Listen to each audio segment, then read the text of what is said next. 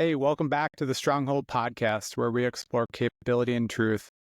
I'm your host, Dave Barton, and today in episode 16, Values, I'm going to walk through some lessons on values that I've learned recently. In exploring capability and truth, I believe that all human beings hold inherent, beautiful, and limitless value. I also believe that alignment with their value strengthens the human other's experience. To move forward as a human species, the more people we can awake to this, I believe the better off we will be. So when we talk about values, I wanted to ask a few questions to start. Are you feeling lost, discontent, anxious, stressed, unfulfilled? Where are you in life? Where do you feel you should be in life? Is that environment allowing you to grow? Is it leaving you the same? Or are you withering in that environment? In exploring values, I recently guided a group through identification of their own values. I used a list that I Googled, and it came from the book Dare to Lead.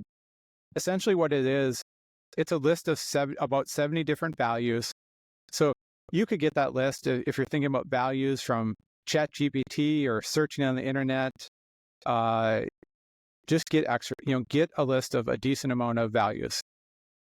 The exercise that we used was to look at the list and highlight the ones that touched your heart or moved you, or you felt that you attached to. Once you highlighted them from a list of 70, roughly, I would say most people had 12 to 15 that they highlighted, so a lot.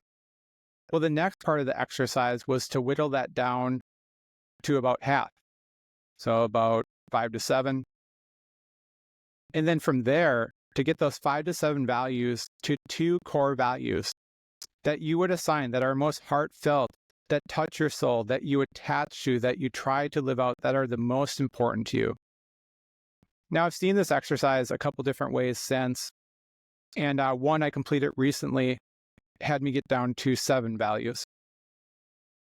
And I have the list here, and I'll go through those, but here's some examples of values as you find these. These are kind of the values or names that you want to be looking for. Accountability, authenticity, community, creativity, faith, family, justice, leadership, spirituality, truth, wisdom, capability. From there, for this exercise, this second exercise I did, I narrowed it down to 7. Authenticity, capability, creativity, faith, family, leadership, truth. And as you can tell, 2 of those stuck out enough for me to start a podcast where we would explore capability and truth. And those are my 2 core values. And I think it was that exploration and settling on those 2 core values that I knew I could hold so closely and meant so much to me, that I could derive a mission from and that I could live my life in pursuit of, that I started a podcast, exploring capability and truth.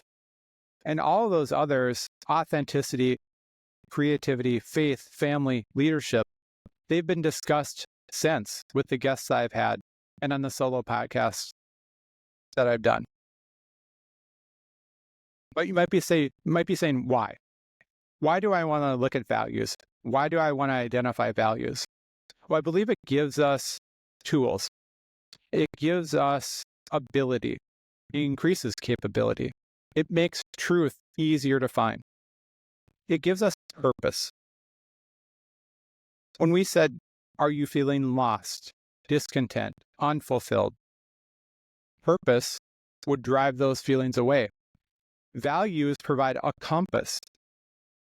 When we're in an environment, we can ask, is this the environment I should be in?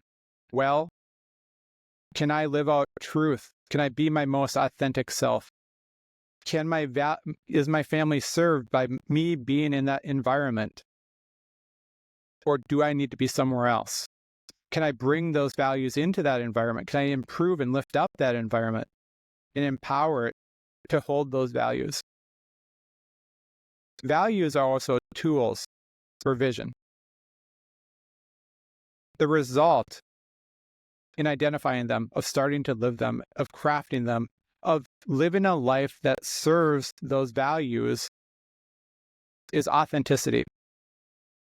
It's feeling a sense of freedom, being freed up from that discontent, that stress, that anxiety. You feel driven because you're chasing what you believe in. And another interesting dynamic of having values and living them out and pursuing them is that you start to attract the right people. Instead of those people that would bring you down and say an exercise like that is fruitless, ridiculous, you failed too much in the past, I've tried that, you may try it, but you're going to fail like I did. You start to attract people who want to help you pursue those values, who will give you the roadmap, who are ahead of you on the road on those same values or similar values, or they've chased their own values and they want to now turn around and offer a hand up, offer a roadmap and a blueprint and a framework for you to achieve yours, to pursue yours, because they know how transformative it has been for them. Another thing about pursuing values is you place your mind, body, and soul in fertile soil for growth and a shift in your entire reality. So why do this? Why look for your values? Why identify them? Purpose, providing you a compass of which to live your life when you have those questions of where am I now and where should I be, and am I in the right place or am I in the wrong place? It gives you tools for a vision. It allows you to live an authentic, free, driven life, attracting the right people to you. So does that sound good? It should. It should sound amazing. But what I've come to find out in working through this exercise with a group and with individual sense, because it's been so impactful, so transformative, is there's pre-work. It's pre-work that I did without knowing that it was pre-work, that it was a requirement before I could look at values. Because the biggest feedback that I'm getting is individuals who either their circumstances or themselves, they find themselves feeling unworthy of holding value or seeking values. And they want to come back to the exercise when they are a better version of themselves, when they're more prepared, when they're in a state to receive or even think through these values, because life is just kicking them. They say, my background is too messed up. I'm damaged. Life has just had it in for me. But I'll say one thing. Fertile soil benefits from some shit. And yours is only going to make your shift more impactful.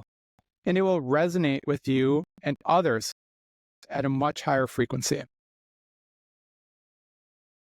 So pre-work. Before we identify our values, what puts us in a state to receive? What puts us in a state to understand where our heart is and the values that we want to pursue and chase and will drive us in life? It's shedding labels. It's shedding the names and the identities, the false identities, the lies that the world in our experiences have assigned to us. And what do some of these labels look like? These labels come in the form of, I'm too much. I'm not enough. I'm not a priority. I'm alone. I'm unwanted. I'm a disappointment, a failure.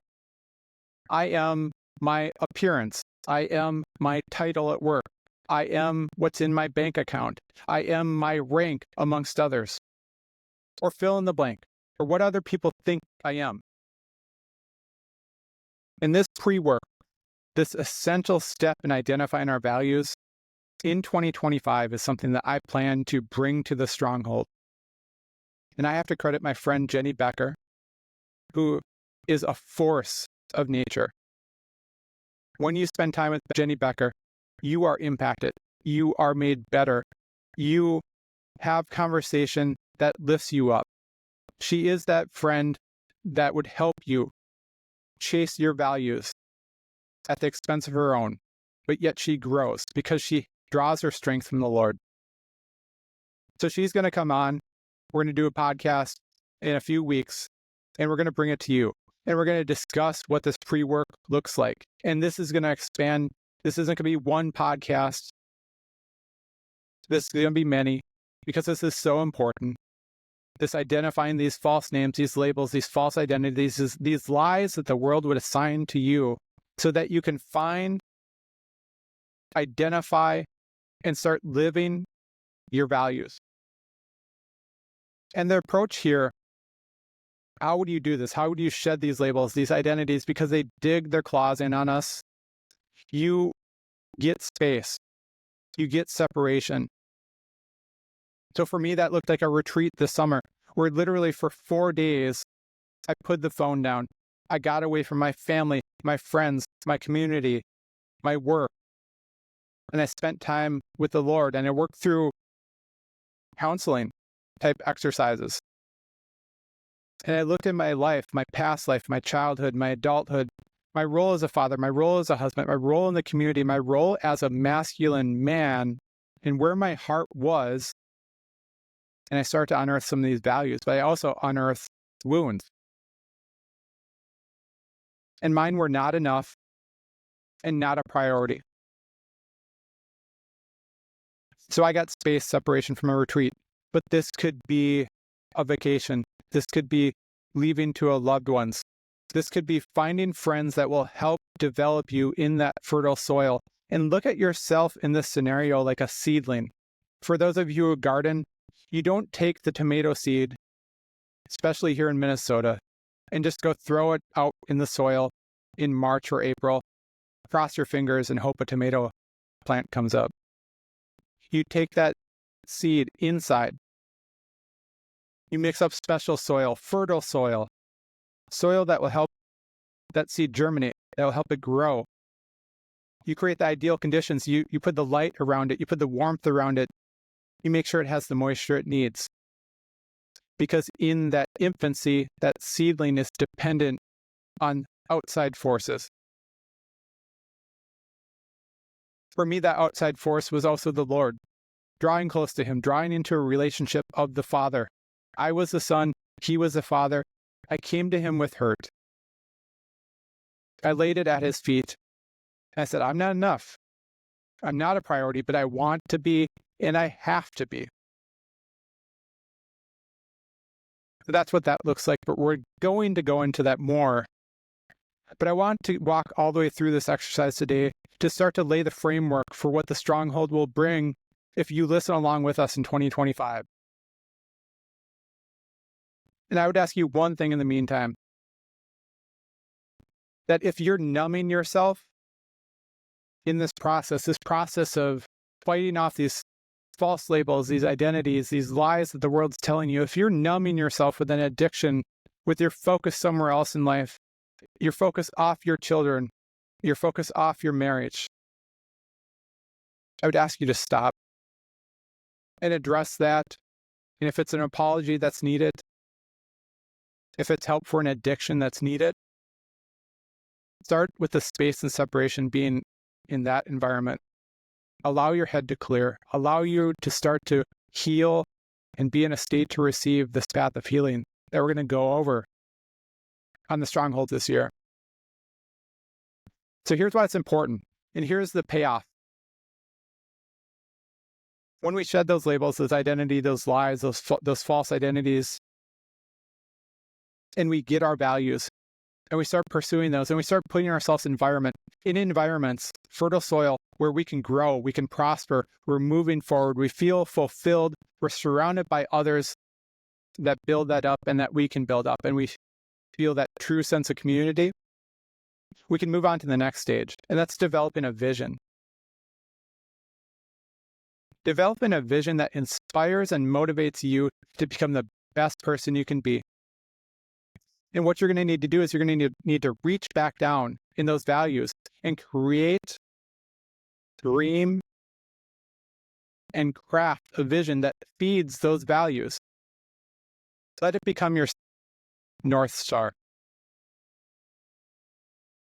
Create, dream, craft a vision. Those may sound like things that you left in your school years, that are behind you, that are unattainable. Maybe you haven't created. Maybe you feel that your job serves nothing. Maybe you copy and paste to nauseam. You don't create anything original, you feel like. But you can step aside. Your job is not your identity. That is one of the biggest false lies that we live within this world, is that our job defines us. And it certainly does not. We define our job if we're doing it correctly. If we're chasing our values, if we start to craft a vision, we define our work. We find fulfillment from that. And we dream. And we help others dream. And we fulfill our dreams and chase our dreams, and we help others fulfill and chase theirs. By crafting that vision, we feed those values. And I love this quote. It's by Amit Palantri. And it says, the most valuable people in the world are visionary people. Now, who do you think of when you hear that? Elon Musk? Your favorite artist? Leaders? That may be true. They may be visionaries that impact your life, that you see as visionary people. But let me tell you something. Who else is visionary? It's you. It's you with clear values, a vision, and intent.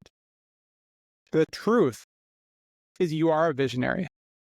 The lie is the labels, identities, and societal traps that cause us to self-limit our minds and our imaginations. So this is a process. This is start to finish a lot.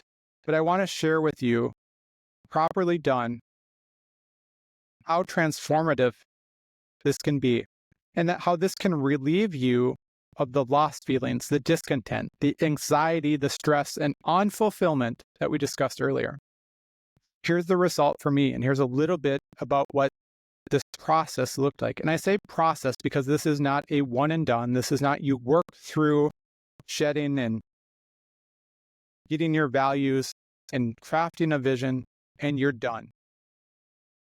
New labels will come. New struggles will come. Your values will change, or they may change. And your vision may grow bigger. It may change. Circumstances might dictate a new vision. Opportunity will certainly dictate a larger vision.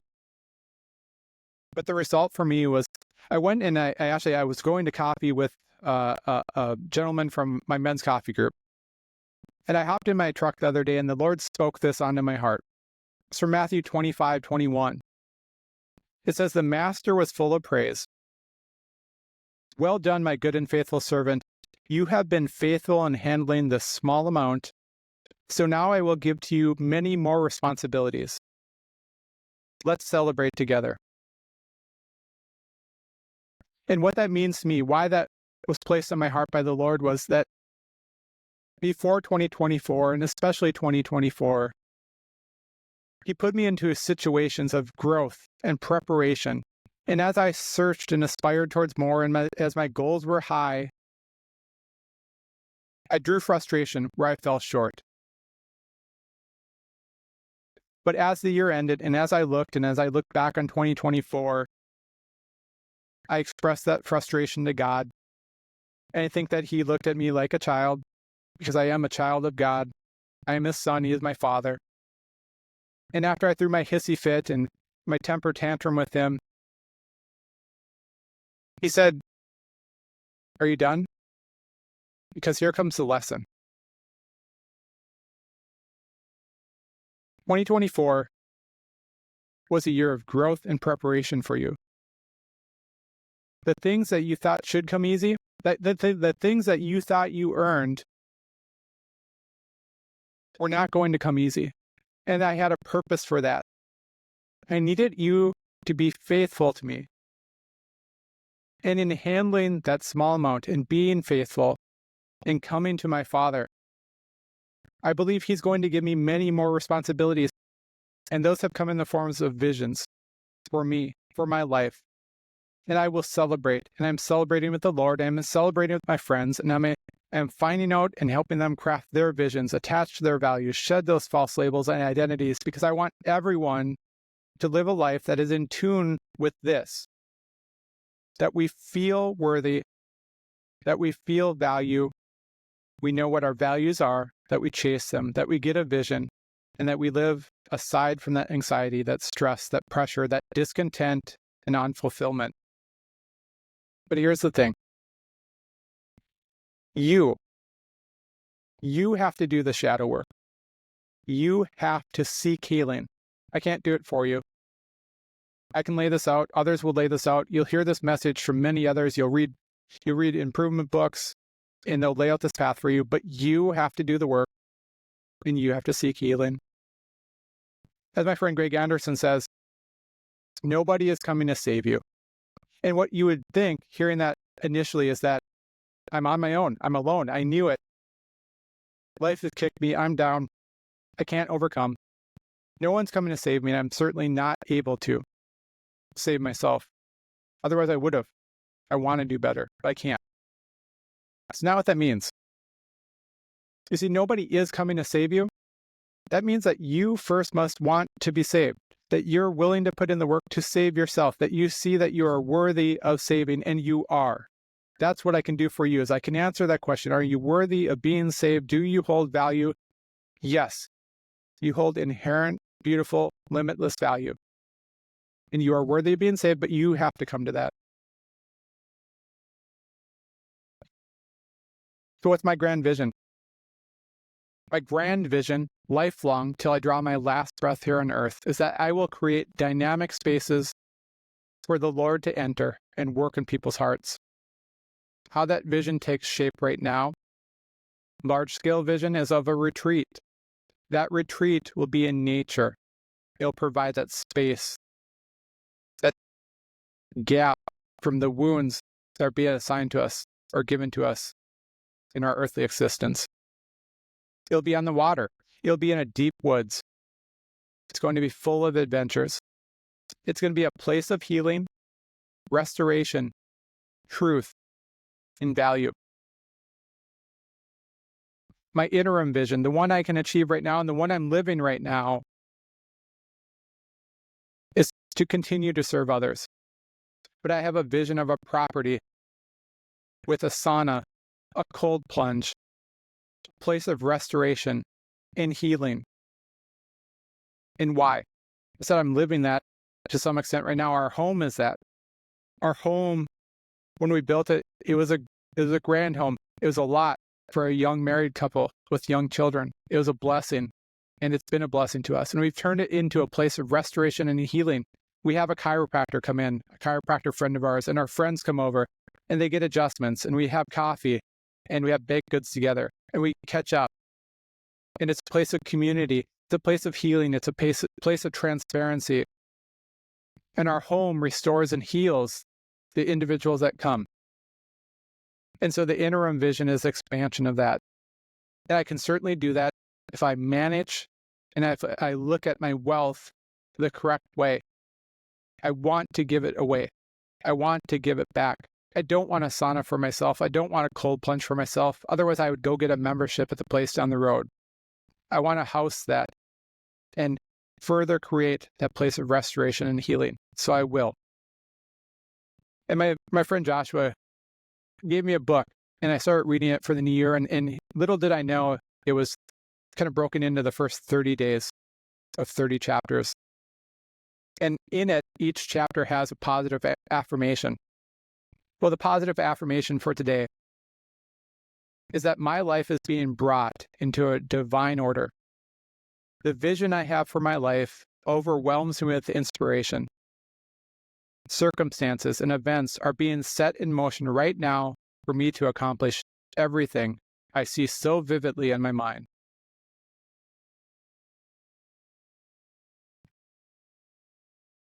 So after all that, and I understand, you still may be apprehensive or uncertain where to start. I would ask you a few questions. Have you considered reinforcements? Who is surrounding you? And I want to provide an example of my reinforcements and who's surrounding me with a message that I received from a group that I take part in and that I draw immense value from and that I try to return value to. But the message says, for those who are on a path of growth, fulfilling their purpose, the enemy wants to distract us through hardship, fear, or medicating. And because this group is growing and becoming more powerful, attacks will come, but they will not be successful. As I recall, some of the work we are doing is realizing how powerful our words are and how powerful our minds are. We have also been doing work on what our purpose is. When you combine your life's purpose with thinking properly and speaking power, truth, and faith, amazing good things happen. So it's okay to feel optimistic. We are growing in strength. We are gaining wisdom and knowledge. We are getting in touch with our purpose and higher calling. We are seeing miraculous patterns, ideas, and other woo-woo things. They help us realize we're not alone here and that there is a higher power. When one of us fails or falls, we lift them up and our team becomes stronger. There's a scripture in the Bible that says, and though a man might prevail against one who is alone, two will withstand him. A threefold cord is not quickly broken. Ecclesiastes 4:12. You see, when we stand together with our lives intertwined, we won't be broken. 2025 is going to be an awesome year. Let's go. Reinforcements. I'm not strong enough to withstand all of life alone. I have my Heavenly Father, and He has provided me those relationships. When I started to seek my values, when I said I do have value to return, He placed people around me. He entrusted relationships with me. He blessed me with those relationships, and they've grown. And they are my reinforcements, and they are who I surround myself with and who I come into contact on a daily basis. There's no secret. There's no secret power. It's that. And the good news is that this message, what I'm running through today, is so much larger than a single podcast. As I mentioned, when you now listen for this, that you should have value, expectancy, that it's okay, that you are not the lies, the labels, identities that would falsely be assigned to you from the world, you'll start to hear this message in other places. But we on the Stronghold Podcast, I'm working to shape all of this into a program with much more content and resources to come in 2025, because this is that important. This is our ability to seek truth and capability. All of it hinges on this type of work. We're going to bring restoration. We're going to experience that together. We're going to experience increased value, repair, healing.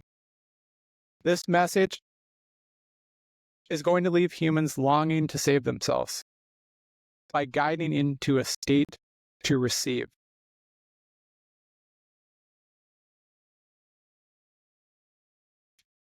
So wrapping up, why? Why do this? Is this skills I have? Is this things the Lord blessed me with to be able to communicate that have come across my path, and that now when I have time, if it's convenient, if I can fit it in, that I'll turn around and I'll share with others?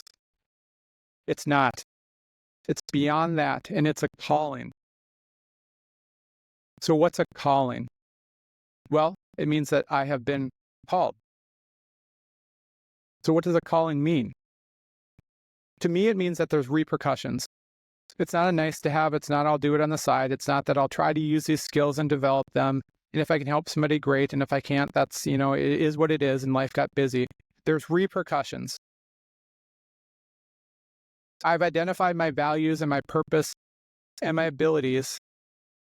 And the repercussion for me, if I don't serve them, if I don't pour into them, I will have unfulfillment, discontent, anxiety, stress, flood back to me because I know what the mission is.